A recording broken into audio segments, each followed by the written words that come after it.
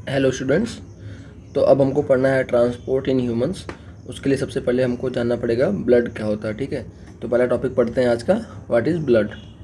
तो ब्लड जैसे कि खून हम सबको पता है, सबके शरीर में खून होता है, ये लोग सब लोग जानते हैं। तो उसमें होता क्या है, कैसे क्या होता है, आज इन सब बातों के बारे में जानेंगे। ठीक है, तो सबसे पहला स्टेटमेंट अगर मैं देना चाहूँगा तो ये है, the blood is a red coloured liquid which circulates in our body. मतलब सिंपली हम लोग सब लोग ऐसी इसी तरीके से जानते हैं कि ब्लड एक लाल कलर का लिक्विड होता है जो हमारी बॉडी में सर्कुलेट करता है। ठीक है, फिर क्वेश्चन आता है मन में, वाई ब्लड इज़ रेड, मतलब खून लाल क्यों होता है। ठीक है, लाल इसलिए होता है क्योंकि इसमें एक रेड पिगमेंट होता है, एक रेड पिगमेंट होता है खून में जिसको कहते हैं हीमोग्लोबिन।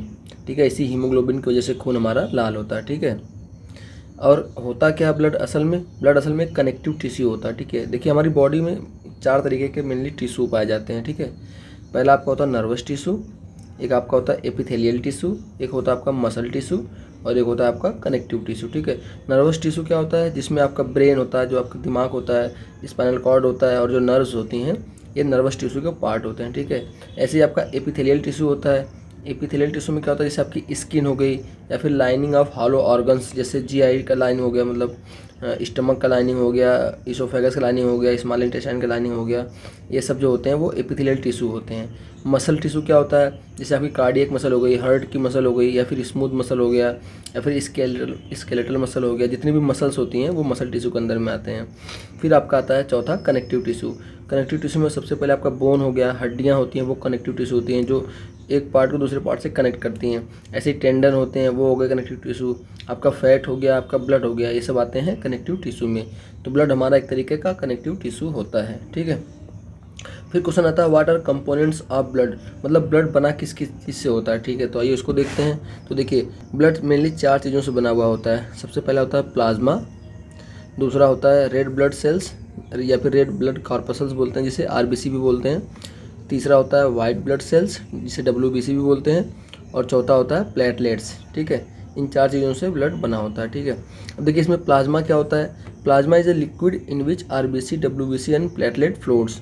मतलब प्लाज्मा एक लिक्विड होता है जिसके अंदर आपका आरबीसी डब्ल्यूबीसी और प्लेटलेट तैरते रहते हैं। ठीक है, सपोज कीजिए कि इस गिलास में पूरा ये लिक्विड भरा हुआ है। ठीक है, पूरा लिक्विड भरा हुआ, तो जो लिक्विड हो गया वो तो हो गया प्लाज्मा। इसके अंदर आपका प्लेटलेट जो ग्रीन में दिखाया है, आरबीसी जो रेड में दिखाया है, और डब्ल्यूबीसी जो ब्लैक में दिखाया है, ये इसमें फ्लोट करते रहते हैं। तो ये पूरा मिला के हो गया आपका ब्लड। ठीक है, ऐसा होता है ब्लड, मतलब प्लाज्मा एक लिक्विड हो गया, उसके अंदर प्लेटलेट आरबीसी और डब्ल्यूबीसी घुले हुए रहते हैं। ठीक है, ये हो गया। तो फिर अब ब्लड की डिफिनेशन क्या हो गई, अब ब्लड की डिफिनेशन हो गई, blood is a liquid called plasma with red cells white cells and platelets floating in it. मतलब ब्लड एक ऐसा लिक्विड है जिसे प्लाज्मा कहते हैं, जिसके अंदर वाइट सेल्स, रेड सेल्स और प्लेटलेट फ्लोट करते रहते हैं। ठीक है, अब ये देखते हैं कि प्लाज्मा क्या होता है। ठीक है, तो अभी हमने बताया था कि प्लाज्मा एक लिक्विड होता है, तो liquid part of blood is called plasma. ठीक है, ये कलरलेस लिक्विड होता है, इसलिए ब्लड का कलर जो होता है वो रेड क्यों होता है, क्योंकि हीमोग्लोबिन में, मतलब आरबीसी में जो हीमोग्लोबिन होता है उसकी वजह से रेड होता है। ठीक है, प्लाज्मा तो कलरलेस हो गया, तो कलर किसकी वजह से आ गया, जो आरबीसी का रेड पिगमेंट है हीमोग्लोबिन, उसकी वजह से। ठीक है, अब प्लाज्मा में होता क्या क्या है, देखिए ये लिक्विड है, तो लिक्विड है तो सबसे ज़्यादा इसमें क्या होगा, पानी होगा, तो इसमें 90% लगभग पानी होता है। ठीक है, और क्या होता है, और प्रोटीन्स होते हैं। ठीक है, डाइजेस्टेड फूड होता है जिसमें आपका ग्लूकोज आ गया, जो नहीं था कि स्मॉल इंटेस्टाइन में होता था फूड का एब्जॉर्प्शन, तो यहाँ से ब्लड में जाता था, तो ब्लड में वो प्लाज्मा में जाके घुल जाता। ठीक है, वो प्लाज्मा में जाता था। ठीक, आपका साल्ट हो गया, वेस्ट प्रोडक्ट हो गया, जैसे कि यूरिया हो गया, ये सब चीज़ें। ठीक है, और हार्मोन्स हो गए, ये सारी चीज़ें प्लाज्मा में रहती हैं। ठीक है, अब प्लाज्मा करता क्या है, प्लाज्मा तो ब्लड का पार्ट ही है, तो कैरियर है वो, तो कैरी करता है this substance from one place to another, मतलब एक जगह से दूसरी जगह इनको लेके जाता है। ठीक है, और आरबीसी डब्ल्यूबीसी और प्लेटलेट क्या करते हैं, ये प्लाज्मा में डूबे हुए रहते हैं, तो जहाँ जहाँ प्लाज्मा जाता है वहाँ वहाँ ये भी जाते हैं। ठीक है, अब देखते हैं आरबीसी मतलब रेड ब्लड सेल्स क्या होती हैं। ठीक है, तो सबसे पहले हमने बताया था कि रेड क्यों है, ये इनका कलर रेड क्यों है, क्योंकि उसमें एक रेड पिगमेंट है जिसका नाम है हीमोग्लोबिन, हीमोग्लोबिन की वजह से ब्लड रेड होता है। ठीक है, रेड ब्लड सेल्स करते हैं क्या है, कैरियर ऑफ ऑक्सीजन। ठीक है, ऑक्सीजन लेके जाते हैं कहाँ से, लंग्स से, लंग्स में ऑक्सीजन मिलती है, हम सांस लेते हैं वहाँ से, और उसको लेके जाते हैं ऑल बॉडी पार्ट्स में, सब से हर सेल्स के पास लेके जाते हैं। ठीक है, एक्चुअल में देखिए जो ऑक्सीजन को कैरी करता है वो आरबीसी के अंदर का जो हीमोग्लोबिन होता है वो कैरी करता है। ठीक है, जो हीमोग्लोबिन था, जो हमारा रेड पिगमेंट था, वो करता है कैरी ऑक्सीजन को, ठीक है।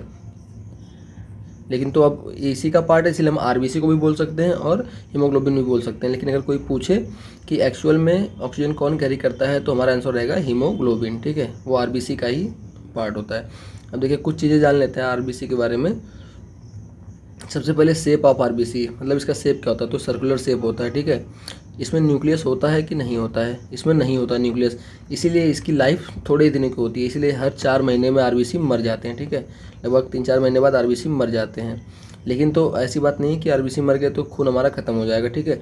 जितने आरबीसी रोज़ मरते हैं उसका 2 से 3 गुना ज़्यादा आरबीसी हमारे शरीर में और बन जाते हैं। इसीलिए अगर किसी को ब्लड डोनेट करना हो तो कोई दिक्कत वाली बात नहीं है, जितना आप करोगे डोनेट उसी दिन उतना ब्लड आपका बन जाएगा आराम से, तो परेशान होने की ज़रूरत नहीं होती है, ठीक है। और ये आरबीसी बनते कहाँ हैं, ये बनते हैं हमारे बोन मैरो में, ठीक है। हड्डियों के अंदर मैरो होता है, जैसे मान लीजिए आपकी बोन हो गई है, इसके अंदर स्पेस होता है जिसे बोन मैरो बोलते हैं, इसके अंदर आरबीसी आपके बनते हैं। आरबीसी क्या सारे सेल्स ही उसी में बनते हैं, आरबीसी डब्ल्यूबीसी प्लेटलेट सब कुछ वहीं बनता है, ठीक है। फिर आते हैं वाइट ब्लड सेल्स पे। डब्ल्यूबीसी का काम क्या होता है, इसका काम होता है fight infection and protect us from disease, मतलब ये इन्फेक्शन से लड़ता है, हमको बीमारियों से बचाता है, ठीक है। इसलिए इसको क्या बोल सकते हैं, इसको बोल सकते हैं सोल्जर्स बोल सकते हैं, called soldiers of the body, क्योंकि लड़ रहा है, बीमारियों से बचा रहा है, तो एक तरीके से हमारे लिए सैनिक का काम कर रहा है, ठीक है। इसका शेप क्या होता है, या तो ये स्फेरिकल हो सकता है या फिर इरेगुलर शेप का हो सकता है, इससे कोई फ़र्क नहीं पड़ता है इसको, ठीक है। इसमें न्यूक्लियस होता है कि नहीं होता है, हाँ इसमें न्यूक्लियस होता है, तो ये थोड़ा ज़्यादा दिनों तक जिंदा रहेगा, ठीक है। आरबीसी तो जल्दी मर जाता है, ये थोड़ा ज़्यादा दिनों तक जिंदा रहेगा, ठीक है। और ये नंबर में कम होता है आरबीसी से, क्योंकि देखिए आरबीसी का काम है कि खाना पहुंचाना और ऑक्सीजन पहुंचाना, हर काम करना आरबीसी का काम है, तो ये नंबर में ज़्यादा होना पड़ेगा, क्योंकि हर सेल्स को खाना चाहिए, हर सेल को ऑक्सीजन चाहिए और हर सेल का वेस्ट प्रोडक्ट बाहर निकलना चाहिए। जबकि डब्ल्यूबीसी का काम आपका फाइट करना है। सोल्जर्स की संख्या वैसे भी कम होती है नॉर्मल लोगों से, तो आरबीसी नॉर्मल है एक तरीके से मान लीजिए, तो इसकी संख्या ज़्यादा है, और डब्ल्यूबीसी स्पेशल है इसलिए इसकी संख्या कम होती है, ठीक है। अब एक क्वेश्चन आता है कि how WBC fight against infection, मतलब ये कैसे लड़ता है इन्फेक्शन से, क्या तरीका है इसका, ठीक है। तो इसके 2 तरीके हैं। पहला तो है कि कुछ डब्ल्यूबीसी क्या करते हैं, सीधे बैक्टीरिया या फिर जर्म्स को खा जाते हैं, डायरेक्टली उनको खा के ख़त्म कर देते हैं, उनको मार के खा जाते हैं, ठीक है। और कुछ डब्ल्यूबीसी क्या करते हैं, ये तो पहला तरीका हो गया। और दूसरा तरीका है कि कुछ डब्ल्यूबीसी क्या करते हैं, एक केमिकल बनाते हैं जिनको हम एंटीबॉडी बोलते हैं, ठीक है।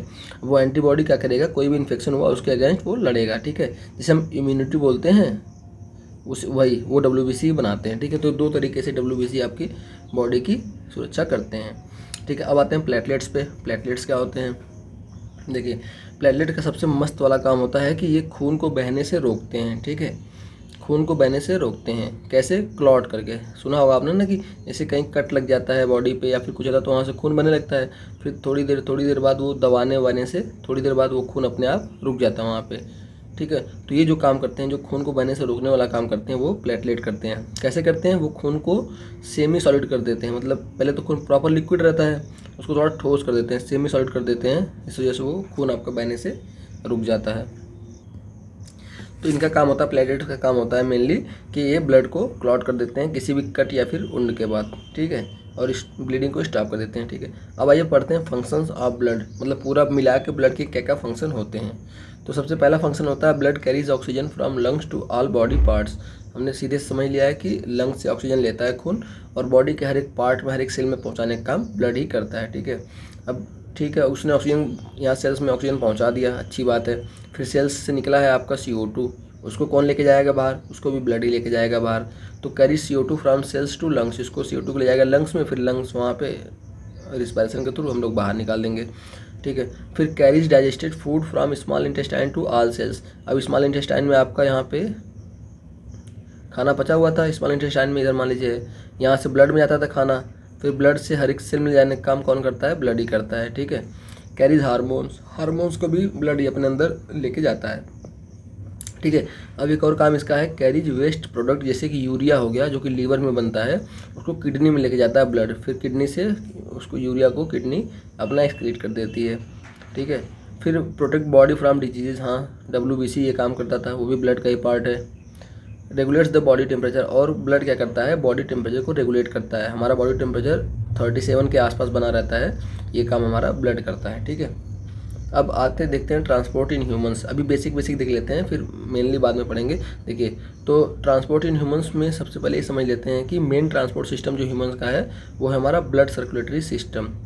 इसको मेन क्यों बोल रहे हैं, इसका मतलब कोई और भी एक ट्रांसपोर्ट सिस्टम होगा, उसको बाद में देखेंगे, ठीक है। इसी को सिर्फ हम सर्कुलेटरी सिस्टम भी बोल सकते हैं, ठीक है। इसमें क्या क्या होता है, इसमें होता है आपका हार्ट मतलब आपका दिल या फिर हृदय जिसे बोलते हैं, और आपके ब्लड वेसल्स होते हैं। ब्लड वेसल्स मतलब वो ट्यूब्स या फिर पाइप जिसके थ्रू ब्लड फ्लो करता है।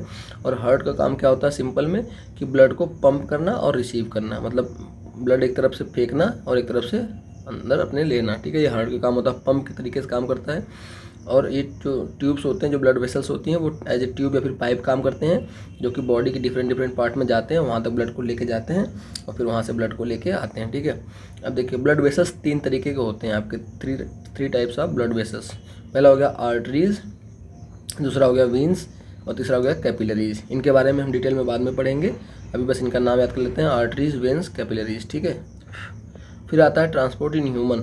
अभी हमने बात करी थी कि जो मेन हमारा सर्कुलेटरी सिस्टम होता है वो हमारा ब्लड सर्कुलेटरी सिस्टम होता है, ठीक है। इसके अलावा एक और सिस्टम होता है जिसे हम लिम्फेटिक सिस्टम बोलते हैं।